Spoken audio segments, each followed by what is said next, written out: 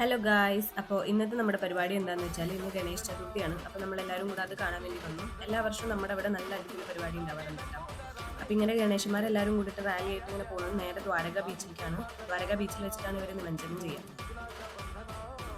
അപ്പോൾ നമ്മൾ ഇതെല്ലാം ഇവിടുന്ന് കണ്ടിട്ട് ഇതിൻ്റെ പിന്നാലെ നമ്മൾ ബീച്ചിലേക്ക് ഇങ്ങനെ പോവുകയാണ്. നമ്മളിത് നടന്ന് ബീച്ച് എത്തി. അപ്പോൾ നമ്മൾ അവിടെ കണ്ട എല്ലാ ഗണപതിമാരും ഇവിടെ എത്തിയിട്ടുണ്ടാവും. നമ്മളൊക്കെ മുന്നേ ഫസ്റ്റ് ഇവിടെ എത്തിയിട്ടുണ്ടാവും.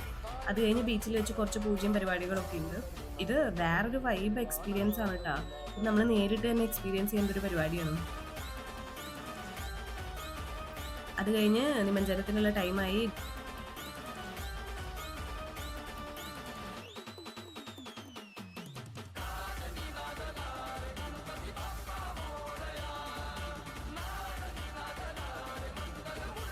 നല്ല മഴയുണ്ടായിരുന്നു കേട്ടോ. അതിൻ്റെ ഇടയിൽ നല്ല മഴ പെയ്തു. അത് കഴിഞ്ഞ് നമ്മളൊരു ഐസ്ക്രീമും കഴിച്ച് അവരോട് ടാറ്റയൊക്കെ പറഞ്ഞു പോന്നു. അത്രേ ഉള്ളൂ. Tata bye bye.